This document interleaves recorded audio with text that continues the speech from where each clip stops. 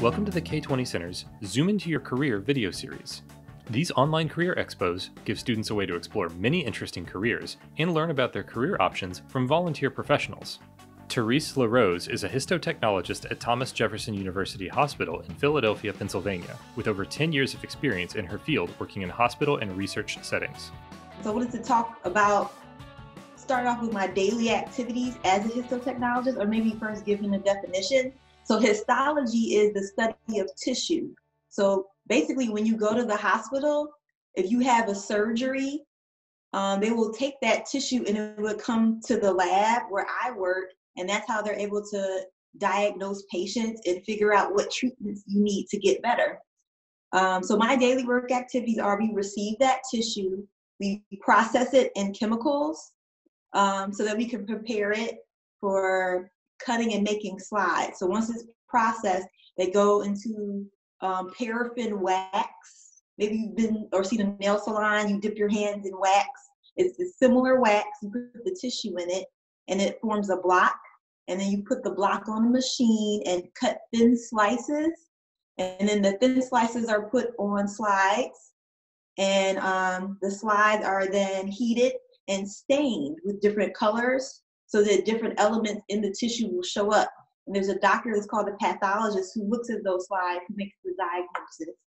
And after they look at the initial slides, then we have special requests for special stains, and there's something called immuno, and those will be other different colors of staining to bring out different elements in the tissue. There's also something we call frozens. When if a patient they're on the table and they're open, they'll have to rush and bring us samples to cut fast they freeze them instead of using paraffin. So, and usually you have to have that diagnosis within 15 minutes so that they can make a call and then they'll close the patient back up. So other related jobs to mine would be pathology assistant. They do the grossing, meaning they actually cut the tissue. Histotechs cut tissue as well, but not as much. And it also depends on your training. Then there's the pathologist, which is the doctor who looks at the slides.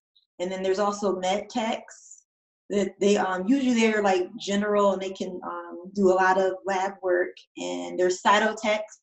They work usually with actually urine and blood and specimens that are harder to, that you don't have like tissue. Let's see, moving on.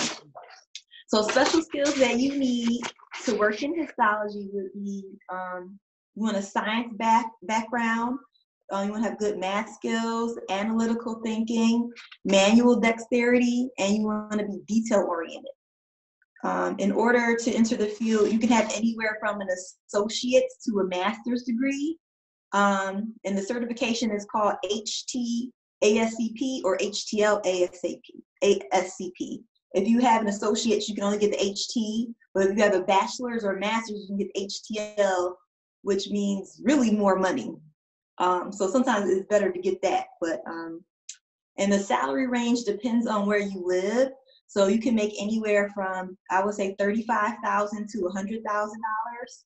And research pays the least amount of money, but a lot of people enjoy that. You also could work in a private lab, a doctor's office, a hospital, or as a traveling histotech. That one actually pays the most of the time. Usually they'll give you a car, they'll pay your rent, and you get to go to different hospitals to work for like short amounts of time to fill in for people. And what I like most about my job is that I'm helping people and also work with good people. And we have fun every day. It's interesting work. You get to see cool specimens come down. Sometimes you'll get like really abnormal specimens and tumors, which is sad for the patient, but it's really interesting to see just what the human body can do. It's a growing field and there are great job prospects, in particular because a lot of people don't know about it. Because usually when you think, oh, I want to work in healthcare, you think doctor, nurse. But there's so many other jobs, and this is one of them. And doctors and nurses need lab workers in order to have a full diagnosis. Lastly, before I show the video I had, The thing I like least about histology is because we usually don't have enough people. Sometimes there's a lot of work, and in particular, if you work in a hospital that's in the major city like I do, it can be you can be very busy, and so it's good if you have more help, which is why I said it's good job prospects. So we definitely need more people. And without further ado, I will show the video that I have. This is a short tour of the lab so you can get a visual idea. We do. So this is a brief tour of our histology lab.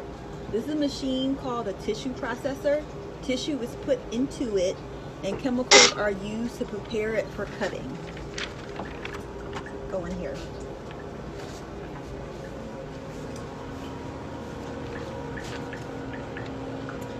This is an embedding center. Once tissue is processed, you put it into paraffin wax and metal molds for cutting.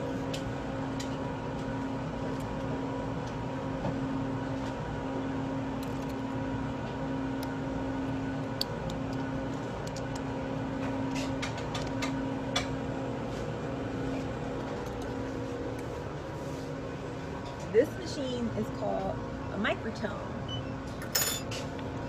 Tissue blocks are sectioned onto a ribbon or into a ribbon, and then they're folded out on this water bath and picked up with a slide.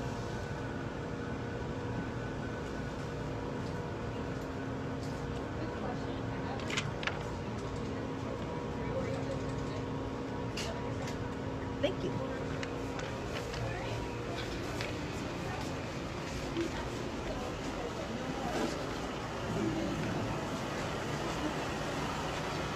This machine is an H&E stainer, which stands for hematoxylin and eosin. It's a standard staining method that's used in histology. It stains the tissue purple and pink. There are other special stainers and methods that are used for a more in-depth look at tissue slides for diagnosis, but this is the main one. This is an example here of what the staining color would look like. And finally, this is the cover slipper. It covers and protects the tissue after staining, after which the slides are given to pathologists for diagnosis. Are there any questions? All right, thank you so much. That was wonderful. Loved the tour video. So I am going to go ahead and start the question answer portion. So if you guys at your schools have questions, go ahead and let us know using the chat feature. You can tell us what classroom you're in and we'll call on you to ask your question directly. Or if you don't want to, if you're feeling shy, don't want to be in front of the camera, you can just let us know what class or school you're from and type your question directly into the chat feature and we will read it for you. So we will give you guys a few minutes of think time to ask students what questions they have, and then we'll start looking in the chat box to see who wants to ask. Right. And while we're waiting for some questions to roll in, Terese, how did you go about choosing this field? Like, what made you want to become a histotechnologist? Well, mainly in college, I majored in physiology. I went to Michigan State University, go green. And I always knew that I wanted to help people, and I love science, and lab was always my favorite class. And so just after school, kind of looked into some different things, and I got an opportunity to start working in research to learn and train, and I really enjoyed it. So I've been in histology ever since. Why did you choose this career? I guess I kind of just answered that, Brianna. So probably a similar answer. I just really enjoyed that I get to help people, and you get to see really interesting things in the lab with the tissue, and I work with really cool people, and I don't know, it's hard to describe, but it's fun to make slides and like see the and look at the different tissue, and yeah. Great. From has a question, and do you want to go ahead and unmute your mic? Okay. What average income for health science? the average income for health science. Again, depending on where you live, if you live in the major city, you're going to make more money because it just, I guess they added cost of living, but on average, anywhere from, I would say 35,000 to 100,000. Like I have a friend who's in California who makes 100,000, but California is very expensive. But if you live in Michigan, where I'm originally from, you might make like 35 or 40. Right, thank you. What exactly in the tissues do you study? Usually the pathologist makes that call. Like you can, for example, if something is cancerous, it has a certain appearance, and they're trained in that. I can kind of look at like QC it. For another example would be, there's a strain called H. pylori that people can get. It's a fungus, and you can look at it under the microscope and see little looks like black cylinders. So I'll know, oh, this is H. pylori positive. So I can do that much, so kind of things like that. But again, depending on the strain you're using, and the pathologist has the training to look for specific things. Right. Has the next question. Do you ever get grossed out working with tissue? I don't, because I love gross things. So I actually sent Ayana a video that I thought about showing, but I thought it was too much. It was a teratoma. So it was an ovary, which ovaries are usually about this big, and this ovary was this big, and it was filled with pus, and teratomas can have hair or teeth. So I think it's cool. So I guess you have to have the stomach for it if you like things like that, because someone has to do it. Great.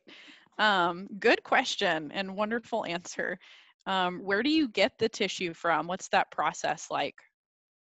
So let's say you had a heart transplant, and every year, like after you have a heart transplant, you have to go to the hospital and they take a sample. So usually, I think they might use a laparoscope for that, or cut you open. They take a small sample with usually a needle that has a hole in it that sucks up a piece, and then they put it in a jar with a fluid called formalin that helps preserve the tissue in the state that it's in, and then they send it down, like someone walks it down to the lab. So that's where we get tissue. It's from patients who have surgery. Wonderful. And I know you had mentioned what college you went to. Also wanted to know what degree specifically did you get, and maybe how long did that take for you to complete? So I have a bachelor's in physiology. It took me 5 years because I changed my major a couple times, but so there's that, and then there's different routes to getting certified. So after that, my college degree, I worked in a lab for a year, and then they trained me in all of the areas, and then I studied on my own, and then you can take the test to get certified. So some people do it that way. Some people take specific histology associate degree programs, or you can even get a master's in it. They actually have at Drexel University has one of the first master's programs in histotechnology. How did you learn about this career? You said this is, it's not a career that people often hear about. So how did you hear about it? So what happened with me is after college, I took some time to get some work experience, and I thought about going back to school for a master's. And there was a career fair for a place called MPI Research. It's an animal research facility. And so I thought, oh, that could be interesting. So I applied, and they had an opening in that department. And I actually did have to look up, like, what was histology again? I forgot. And so at the time, they were just looking for a lot of people because there was a shortage. And so yeah, that's how I found out about it. Excellent. So having the associate's degree. In terms of math, Terese wants to know, what type of math do you use? Do you use math frequently in your work? Did you have to study certain math classes in college or anything? Mm-hmm. I would say basic math, but we do have to measure chemicals and reagents because we make up chemicals and reagents, and especially when you're staining. So we use cylinders. So units are like millimeters and gallons and like things like that for when we make up things. So yes, use math every day. So math is important. Yes. Yes.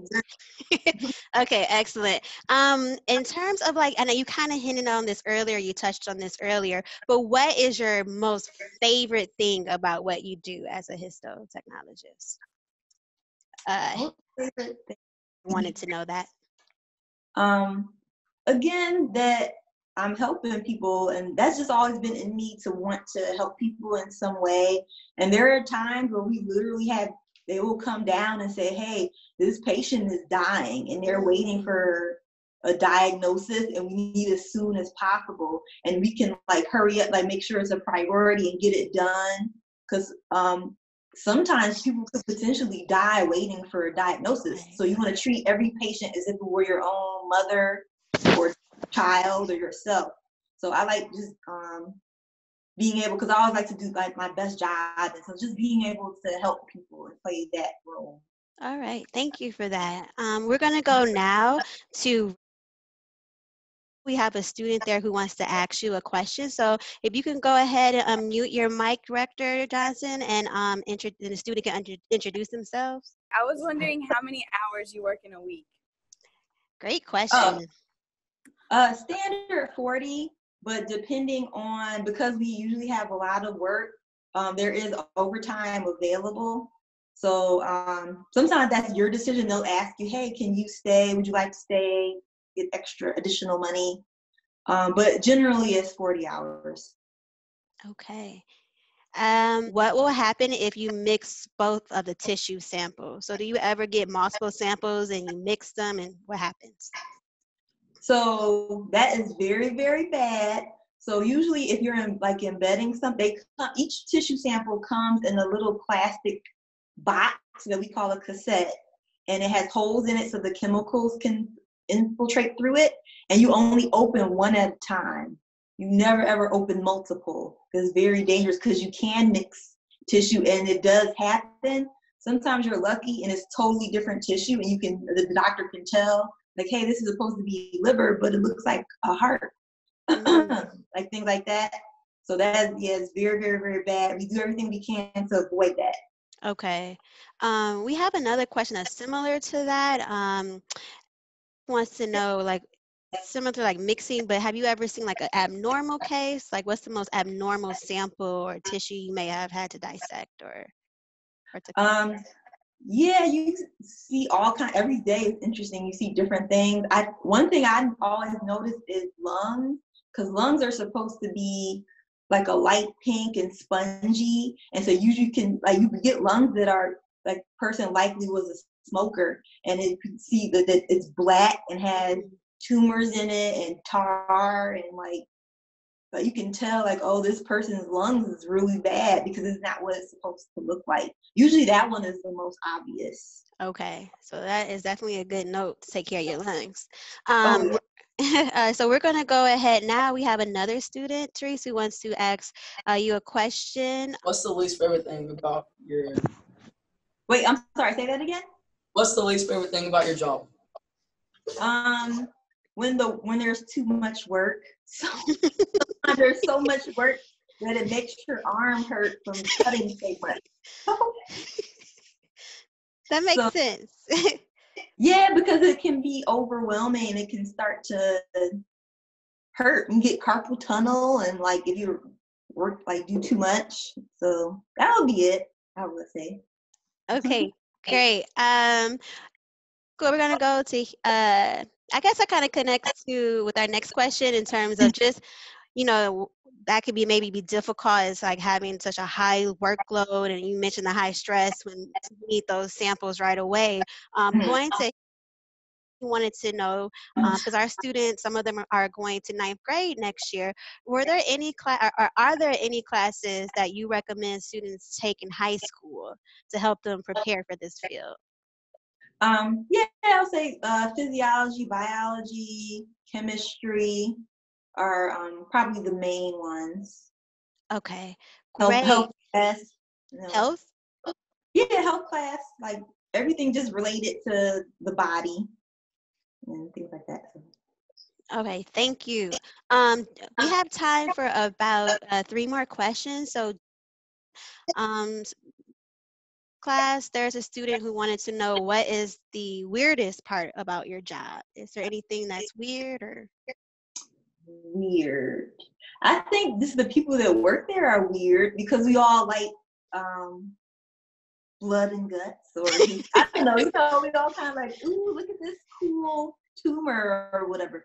So yeah, and again, like you see all kinds of things. It's like, wow, like I think the other day I also still sad, but I saw a heart that was like this big, and I was like, that's a heart? Like it's not supposed to be that big. That's really bad. But yeah, just the specimens are really interesting. Oh, actually, the one specimen that's funny that we don't like are sebaceous cysts because they don't cut well and they smell really bad. So if you're really unlucky, you get to cut one and it smells the whole room. Ugh. Your machine will stink, your hands will stink. That's not good. Yeah, so that's like the least favorite thing probably people get. It's like, oh no, sebaceous cysts. Yes. But it happens. Okay. Thank you for that. We're going to wrap up. We have time for 2 more questions. I'm going to let the last one end with the student. But Terese, earlier you mentioned like it's about 40 hours and you can do overtime. But what is the typical hours? Is it like 8 to 5? Is it 9 to 5? Is it overnight? Like, it depends where you work. Most people are like a first shift, but some places have 3 shifts. So you could work, first, second, or third. And the range, like I work 7:30 to 4. But some people work 3 a.m. to 11, or like it varies a lot. But most people is during the day. Have you ever found anything toxic in tissue? I would say no, but the chemicals we work with, you do have to be careful. Like there's formaldehyde, and then there's xylene. So xylene is a neurotoxin, and formaldehyde is basically a preservative, but there's still, you don't want to be exposed to too much. You always want to wear gloves and masks and things like that.